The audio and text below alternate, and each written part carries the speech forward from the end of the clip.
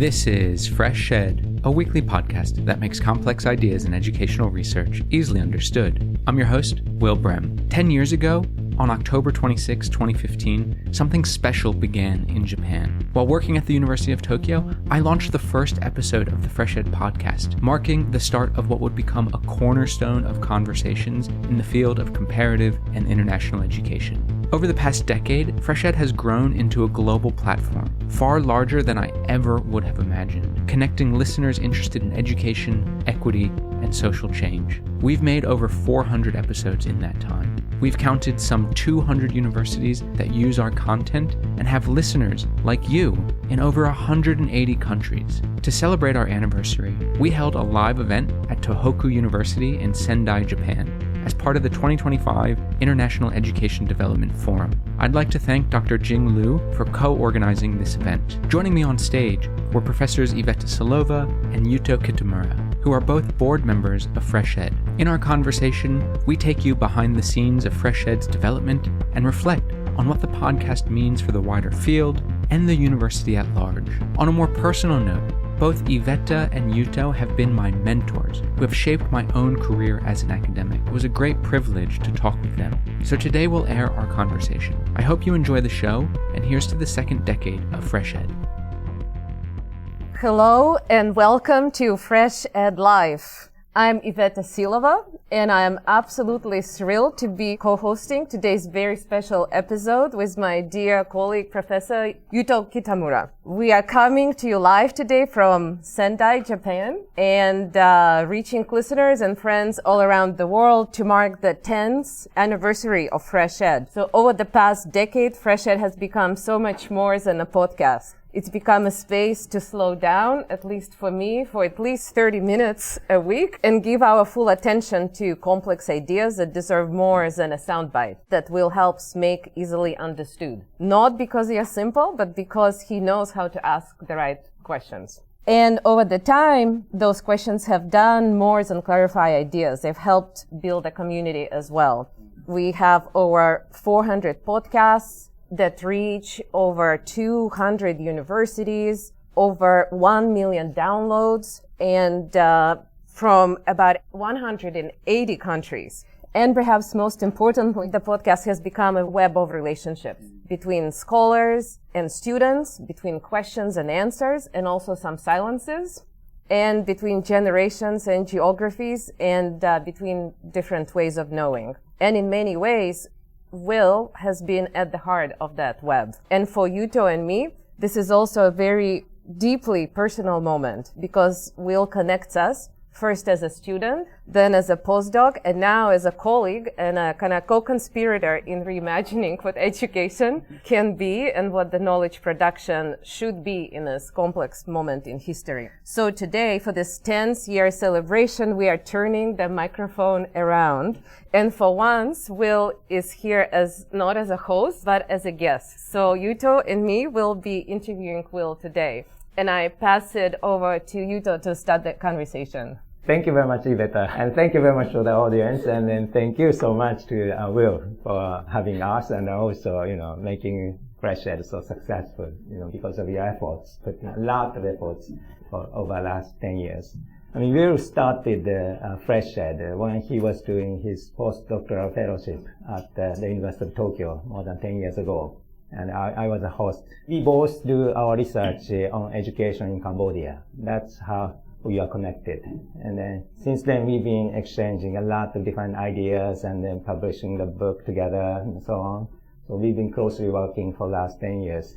But this FreshEd means very, very special because this lady has given impacts on the field of education or educational research and educational practices. So as a first question, I really would like to ask Will, how did you come up with the idea of starting the podcast? And then, because Will has a very unique background. He's American. He does research on Cambodia, and he did his PhD at Hong Kong with Professor Mark Brehm. And then, he came to Japan and did postdoctoral fellowship, and also he was assistant professor at Waseda. Then he moved to UK, teaching at IOE at UCL. Then moved to Canberra. So, you have a very unique trajectory. Well, thank you both for having me on the show today. And thank you, Professor Liu, for co-hosting this event at Tohoku University. It's really wonderful to be here. And thanks everyone in the audience for coming, helping celebrate 10 years of FreshEd. I absolutely never thought that this is something that we would achieve. When I started the podcast 10 years ago in a very small apartment in Tokyo, it was 25 meters big, and my partner Jo Fei, who's here, she was often in the small little apartment that we had, sitting on the bed while I was at the small little desk talking to different scholars around the world, trying to create a podcast that I absolutely had no idea how to do. And so the idea came about probably at the end of my PhD in Hong Kong. I was living in Melbourne with Jo. At that point, we knew we were moving to Tokyo to start this postdoc, and we were discussing kind of what could we do different in terms of trying to bring academic knowledge to a wider community. And at that time in 2015, I think that it was kind of a joke. Even the New Yorker had a cartoon, something to the effect of, everyone has a podcast now, like who doesn't have a podcast? And so we just thought, well, why don't we try to do a podcast? And it made sense to do it when we went to Tokyo, because I was I'd never been to Japan before. All of the networks I had were sort of going to be further away. And this was an excuse to sort of call different professors that I wanted to stay in touch with or get to know and say, can I talk to you about your work for 30 minutes? And it absolutely worked. Professor Brehm was one of the first people I interviewed. I was a terrible interviewer at the time. And then it just sort of snowballed from being a little hobby into something much, much bigger. And it was loosely connected to CIES at one point, and then it sort of outgrew that as well. So that's kind of the origin stories in many ways. From my little apartment in Tokyo, and then it followed me everywhere we moved. And eventually I got better microphones and have been able to turn my office into a studio, more or less. So I don't have to do it at home as often anymore. That's a wonderful story. I mean, so you think you have improved your skill to interview now? Oh my God, absolutely. Please don't go back and listen to the early episodes. They're so terrible. Oh, it's awful. I didn't know how to articulate questions. I would get nervous. The editing was really bad. The sound quality was terrible. So yeah, I mean, it was a real mess in the beginning, for sure. No, actually, I would like to encourage, because today we have the main audience, including many students and early career scholars here. I really would like to encourage you to listen to the earlier episode as well. You know, how much he had made progress, and then you'll be encouraged. That's a bit embarrassing. Let me ask you a question. When did you first learn that I was going to make a podcast, and sort of what were you thinking when you heard me say this to you? Well, I remember I heard it very early on, I think when you were just thinking about the idea. And I remember being actually really excited because I thought about it as a way of keep connection with you and also with maybe new connections that you're making with new people. So I know Will since 2006. He was a student at Lehigh University. And it's always very difficult when you work very intensively with students who become your really close friends and colleagues, and then they leave to the other side of the world to do research and work. And it's really difficult to keep these connections kind of alive and vibrant and kind of dynamic and ongoing. So for me, FreshEd actually was kind of one mechanism that I saw right away. Oh, okay. So now once a week I will hear Will and I will know what he is thinking, right? But also it's a way to grow the connections through the connections that you make, right? And the people that you invite to the podcast. So to me, it was basically a really nice, also personal connection. Yeah. What about you, Yuto? I have to confess that, that was the first time I heard the word podcast. I'm very bad at using technologies.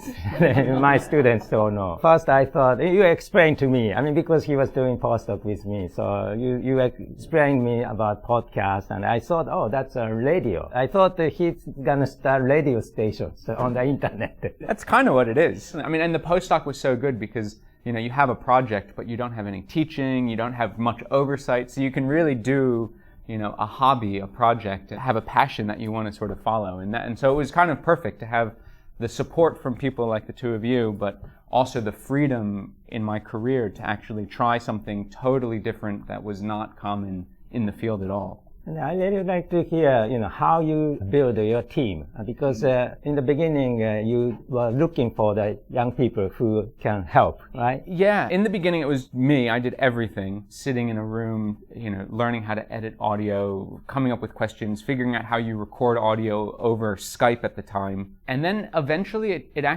I started realizing that I could bring people on board when students, they would email me and say, I've listened to FreshEd, can I come and help? Can I come and work on the project? And it just started growing. And so there were some great students at the University of Tokyo. And then at Waseda University, some students came on board. And then it just sort of grew and grew. And at one point, at the height of our sort of success, I guess we had about 20 different people working on FreshEd in a year. Do you have any rituals before you do a podcast?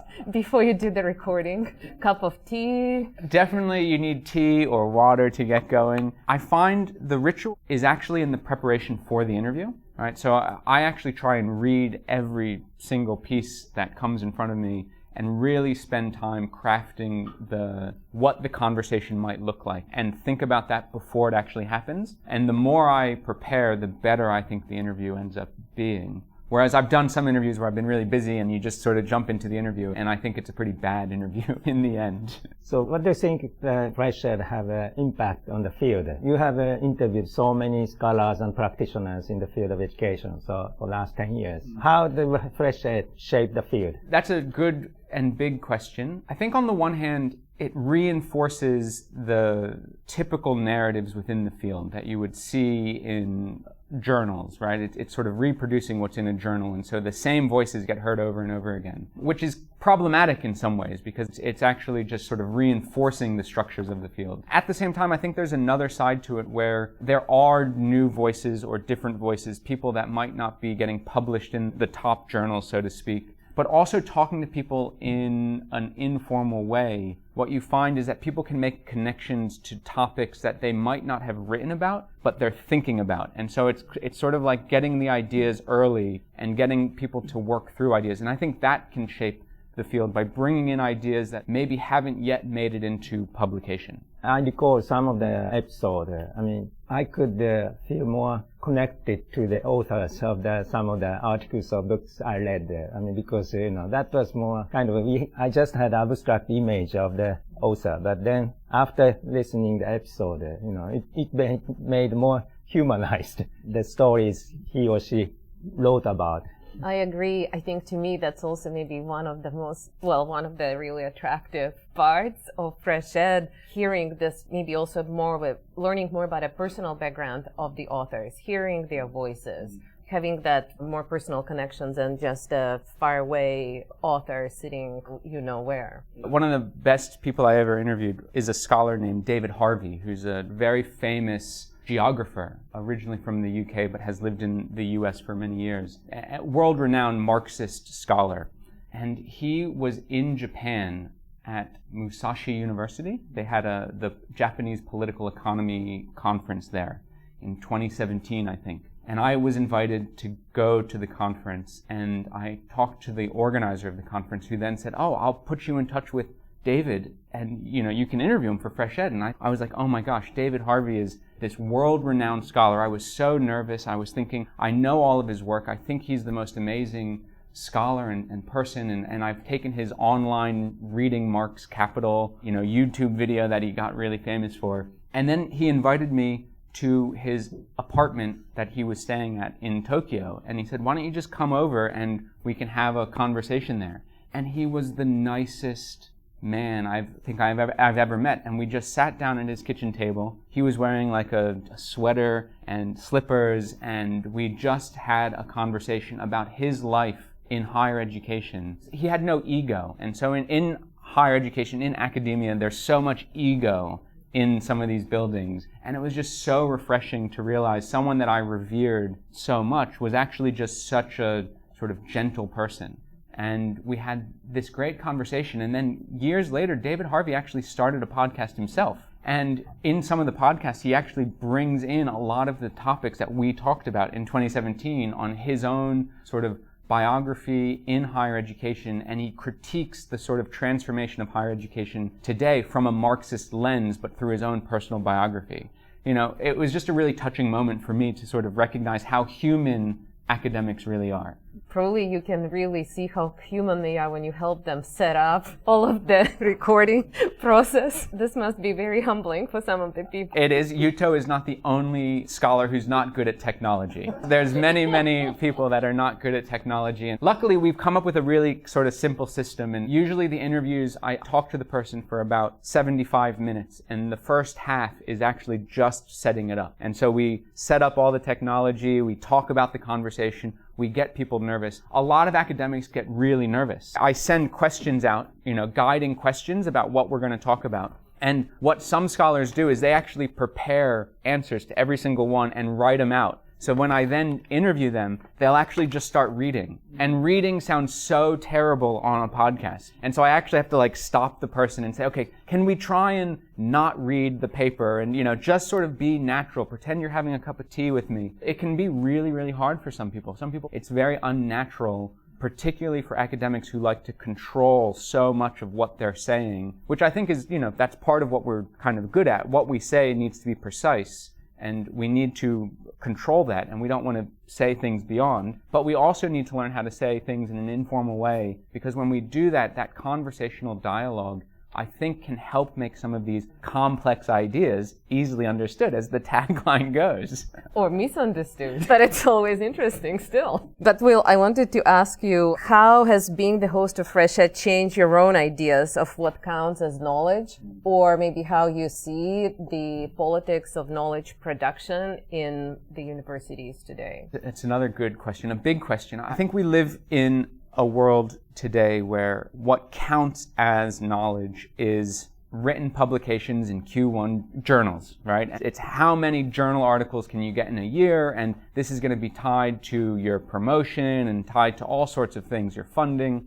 And I think I was really lucky to have FreshEd sort of being built simultaneously while I was starting my career. Because I always realized that doing publications wasn't the only way to disseminate knowledge. There were so many other ways to do it. And so over the 10 years, I've really learned how to appreciate what I would call sort of the intersection of research, art, and entertainment. So really bringing in different mediums to express ideas, using artistic methods, using entertainment. And I know entertainment can sound a little bad to some academics' ears, but I think, someone like David Attenborough really understood the power of entertainment when sort of expressing ideas, because you need people to keep listening. And if you're not entertaining, there's so much content in the world right now. People are just going to go to the next podcast, go to the next YouTube video. They're not going to stay with you for the conversation. So to me, I see the future of academic knowledge production as absolutely trying to bring those three things together.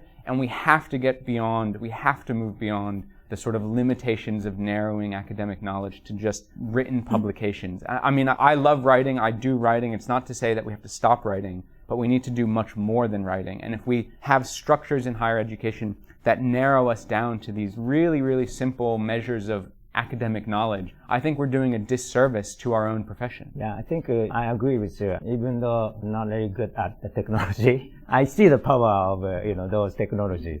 But at the same time, I mean, I'm just curious or wondering, making this kind of dissemination of knowledge more entertaining, that may kind of strengthen the hierarchy of knowledge by, for instance, to be on the episodes, and then you may kind of merely reinforces the status quo of notable scholars, right? I mean, like David Harvey. I mean, David Harvey is not the case. I mean, I understand, but you may choose the perspective of the more Western ideas, or how much have you been careful about the selection of the scholars? And another really good and difficult question. I mean, I think in the beginning, it wasn't an issue because I would have to go and find people to be on the show. And a lot of people would say, no, I can't do it. I don't want to do a podcast, or I don't even know what a podcast is, so I don't want to be part of it. So it wasn't an issue of having to select people for a finite number of episodes, because I just didn't have enough people to join. But eventually, we do about 40 episodes per year, and eventually we had a list of people that was more like 100 people per year wanting to go on the show. So now we have to start making choices, and that becomes actually really challenging. We absolutely try to bring on new people. Honestly, a lot of it has to do with timing. So who we can get at the right time when I have availability to do a recording, and it's sort of sometimes serendipitous. But we also are,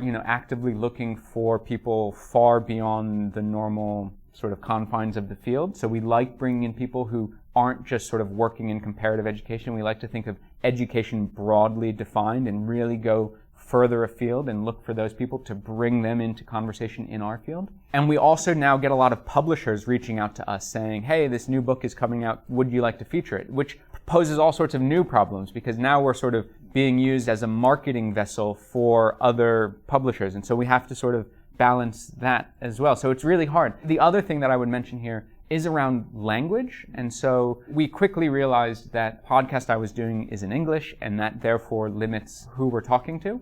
Even though I was looking for people who English might have been their second or third language to come on to the show, that was actually really hard. A lot of people who speak English as a second language might not feel totally comfortable recording their voice that would then go out to a big audience. So then we thought, okay, we also realized there's a politics of only sort of producing knowledge in English about English research, and there's all sorts of other languages in the world that have research, and why don't we try and bring that in? We quickly realized we needed to just start podcasts in other languages. And so we did. We ended up creating a podcast in Portuguese, a podcast in Spanish. We tried very hard to make a podcast in Mandarin, and it's really hard to create these new podcasts. You have to find the right people at the right time. But so we actively try and, address some of these challenges around the politics of knowledge as you're bringing up. I see, but particularly, I understand the situation. And then particularly like today, particularly in the North American context, the academia has been, put in the place for the politics or,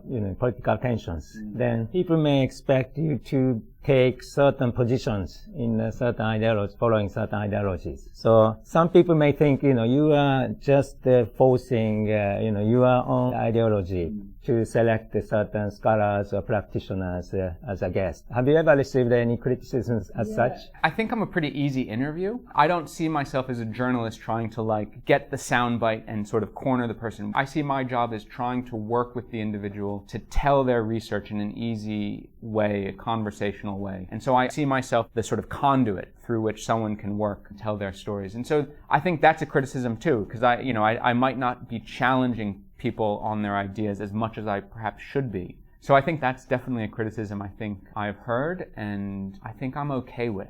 I'm not trying to attack the person I'm working with. On the flip side, I'm also not, what I don't like is when people come on the show that are absolutely trying to push a certain agenda. And I've had this a few times with certain development projects that they're trying to scale. And so someone will come on and talk about how great this development project is. And absolutely, it's absolutely to push this and get more funding so they can scale the intervention. And I feel like I'm being used in those situations. I really don't like that. And so I try and stop that as quickly as I can. I've interviewed some people who are sort of politicians or sort of working in UNESCO who absolutely are politicians in their own right. And I also don't like doing that because they have talking points and they're not moving from those talking points. And it's not a conversation. It's a vehicle to get those talking points out. And again, I feel like I'm being used in those situations. And so I try to navigate that carefully too. Yeah, I have a question about the original idea of FreshEd, and it obviously over the 10 years shape-shifted in different directions. And,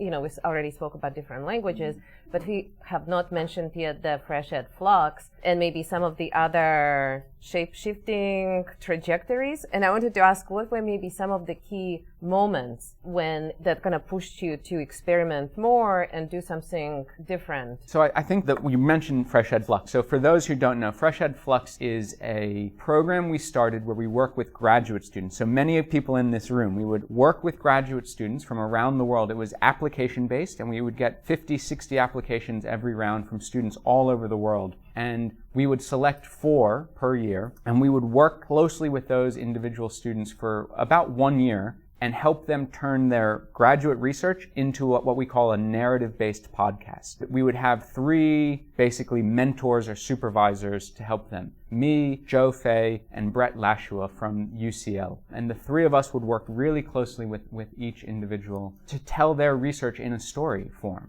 And the reason behind this was multiple. So the first thing we realized is podcasting as a medium is so open for experimentation. And yet podcasting has been so reduced to just the interview, to what I was doing.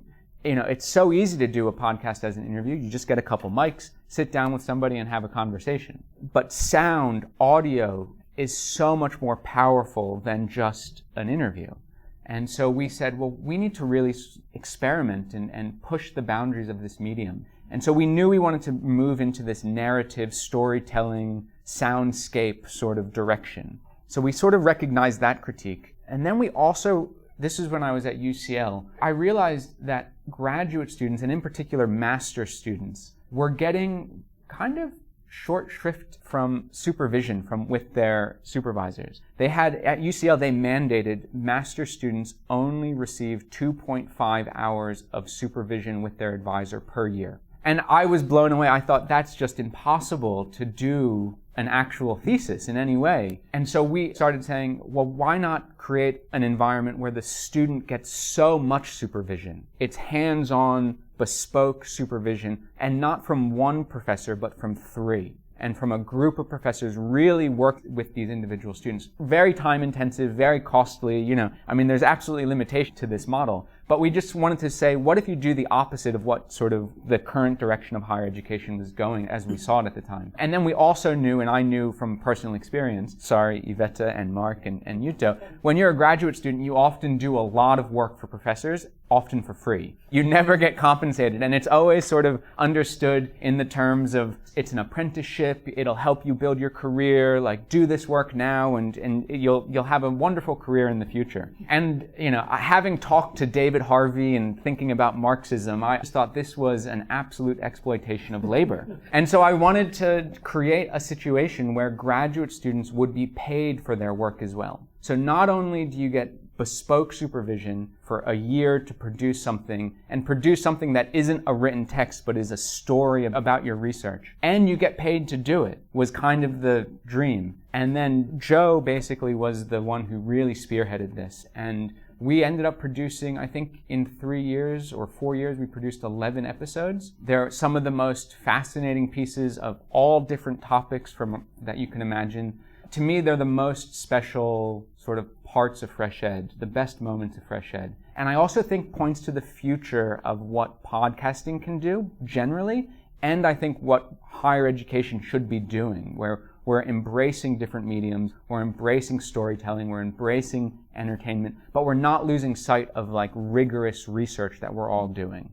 I've been impressed and fascinated by all this, development of the FreshEd. Many people may be wondering, how you can finance this project. You need money. We certainly do. We've been lucky to get some small funding from CIES, gave some funding in the beginning. The real turning point was when we got funding from the Open Society Foundations. So before the Open Society Foundations has centralized, I think they don't really fund education anymore beyond higher education. And so when Hugh McLean was working at OSF, we had a connection and he was able to give us quite a lot of grant money, which then enabled us to do all sorts of things. But then as the foundational support landscape changed sort of globally, and OSF pulled funding from thousands of organizations, and FreshEd was one of them, we sort of had to figure out a new model. And I would say FreshEd isn't the only podcast that had to do this. Major podcasts like This American Life they've also lost advertising revenue, foundational support revenue, and have started looking at membership drives. And so we started a membership drive, and we have a good number, not enough, but a decent number. We're slowly growing that up. And then we've also had to think about advertising. And I know on the board we've had conversations about, do we do advertising, right? Like, this is an open access podcast. We wanted to never limit the access to individuals, but should we allow advertisers on to FreshEd? So think of it like an e-cigarette company was the first advertiser to reach out to us and say, we would love to advertise on your podcast. Should we take it? What do we do? So, it's this really strange struggle to sort of have a clear ethos and vision and values, but then come up to the difficulty of how do you actually fund the project going forward and live up to those same values of paying people for the work that they're putting into it. It's a really hard balance. Yeah, from the beginning. And because I remember when you started the podcast at the University, when you were with the University of Tokyo, we were talking about research fund, how we could utilize some of the research fund for the podcast. Exactly, and a space that's not really research, but yeah, it's a tricky one. Let me ask the two of you a question. Have either of you ever used FreshEd in your teaching, in your classes? Before, I recommended my students to listen. But then, to be honest, I didn't have enough time to really guide the students to follow the episodes. And then students need different categories of episode to follow.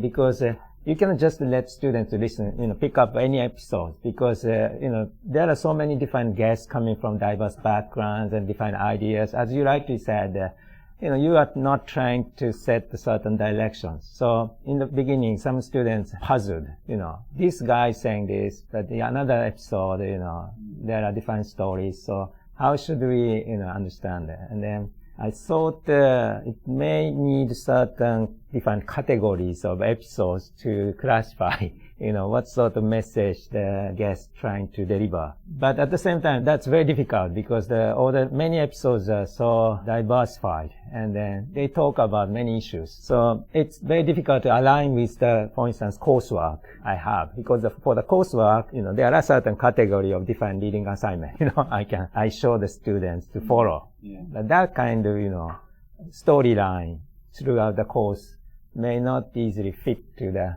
episodes. When I teach, I usually leave some parts of my syllabus open and flexible, and I ask students to kind of help shape some of the readings that we do. And maybe the first time FreshEd appeared on my syllabi was not by me including it, but by students bringing it in. Because then they bring the readings and the podcasts that go along with those. And so maybe this was the first time when the FreshEd made it into my syllabi, and of course made me rethink afterwards that I can be more proactive myself. I can make those connections myself as well, in addition to encouraging students to bring the FreshEd episodes into the classroom. Yeah, definitely, it's a very rich source of information, and then we should utilize these episodes for our teaching as well. That's for sure. But I've been kind of struggling. But I wanted to say really quickly, I really like the recommended sections of FreshEd when different colleagues suggest themes, and it's to me always fascinating how people choose to small collection of different podcasts around particular themes. So I love those, and those are very easy then also to connect to the courses, to the syllabi. And so that section is part of our website that is edited by Fatih Aktas. And he finds different scholars and students from around the world to basically curate a collection of podcasts and then write a blog post as to how they fit together about whatever topic you want to write about. So anyone in the audience today or listening on the podcast, if you're keen on putting one of these recommended blog posts together, get in touch. We put them out once per month, basically. So we're always looking for new voices. And it's interesting to see how people sort of read across podcasts that I wouldn't normally put together, but they see a connection in some way, and that's really valuable, I think. Relating to this issue, I've been teaching the course called Globalization and Education to my master's and doctoral students. I've been wondering, throughout all the episodes for over the last 10 years, what you identified sort of the common issues and topic that scholars and practitioners coming from diverse backgrounds share, no matter what sort of position they take. What are the kind of common issue? Because that can be impacted by the phenomenon of globalization as well. Then I may be able to connect that topic to my course. I bet, Yuto, if you gave me your syllabus, I could make connections for you very, very quickly. Ask my students to do it. I have a few students here, so I may like to ask my students to look for. As long as you pay them. Yeah, that's right. I actually. But I have a question for you. So we are in Japan now, 10 years after you started the podcast. So if you could go back to Will in Japan 10 years ago, just starting the FreshEd podcast, what would you whisper in his ear? Don't do it. No, I would say persist. I mean, half the battle of taking an idea that's just, a little kernel of a conversation between me and my partner in Melbourne and growing it over time and persisting with that, turning it into something, it works. Persistence is half the battle, right? If you just keep going, you get better at it. You become a better interviewer. You grow an audience. You start having an impact in whatever it is you're doing. But more importantly, you find joy in keeping doing the same thing every week, more or less, right? I find absolute joy in reading people's work for the first time or reading people's new work for, the first time and then getting to talk to them. It's a privilege, but it's also intellectually stimulating. It's great to constantly be engaging in new topics and ideas. And so persistence. And so, we have a lot of young scholars, students at this International Education Development Forum, the 22nd year, an idea that Yuto and Kuroda sensei had and a few others many years ago, and they just persisted and kept it going. And now it's this really large event. It's almost like a proper conference, right? It's not a little forum anymore. It's a conference, 2 days of presentations. And so in a similar way, for students out there, if you have an idea, stick with it and see what comes out of it. I think that's what I would say, is just persist, keep going. That's awesome. Well, and because we are at the International Education Development Forum, our conversations yesterday have been about education beyond 2030. Sometimes we have talked about what education would be at 2050. So just maybe going whole circle and pulling FreshEd into this. Do you have a plan for 2050? We might all be dead because of climate change. No, I mean, in 2050, gosh, if I'm still doing this, that might be a bit sad. I hope to retire maybe by then. But by then, I hope in 2050 that field of comparative and international education, academia more generally, is just open to new ways of producing knowledge, of disseminating knowledge, of what is acceptable. And I think if we can, in the next, 25 years? Yeah. Gosh, hopefully it's sooner than that. By then, hopefully it's just we have spaces, academic spaces, where there's just so many different medium of knowledge production, so many different voices, and hopefully FreshEd isn't the only podcast in comparative and international education. I mean, there's a few others, and I just hope there's more and more and more, because I do think students find it valuable and exciting, and on the production side, it's been an absolute pleasure. Yeah, yesterday, Professor Mark Brehm, mentioned that scholars, researchers, always raise questions, but not, merely provide answers. I hope, in 25 years, we have a lot of answers based on the solid scientific research. Yes, amazing. Well, I just will also want to add, in 2050, if you still are doing this, I'm kind of really looking forward to even denser web of relationships that you build for comparative education, but also beyond comparative education, maybe throwing what Donna Harry would say, the sticky threads even further, and, continuing to build the relationships that can help us think differently about knowledge production and our own roles in this process. But on this note, that's it for the FreshEd Live. Congratulations on the 10th anniversary, Will and the whole FreshEd team. Thank you for all the work that you have been doing and all the knowledge that you have been sharing with us. And thank you to Yuto and Iveta for all the support and for doing this and for being such good participants. Iveta Silova is Professor and Associate Dean of Global Engagement at the Mary Lou Fulton Teachers College at Arizona State University. Yuto Kitamura is a professor in the Graduate School of Education at the University of Tokyo. They are both on the board of FreshEd. I spoke with them at the 2025 International Education Development Forum organized by Tohoku University. Please note that opinions expressed on FreshEd are solely those of the host or the guest interviewed, not FreshEd, which takes no institutional position. If you've liked what you've heard today, please rate us wherever you listen to podcasts. Reviews really do help. FreshEd's team includes Fatih Akhtas, Obafemi Ngunle, Phyllis Che Mensa, and Jose Neto. Original music for FreshEd was created by Digital Primate. FreshEd is an independently run podcast without advertisements and is made possible by the support of the University of Canberra, NORAG, the ShockDev Family Fund, and listeners like you. Please consider donating to FreshEd by visiting freshedpodcast.com/support. Thanks for listening. I'm Will Brehm, and I'll be back next week.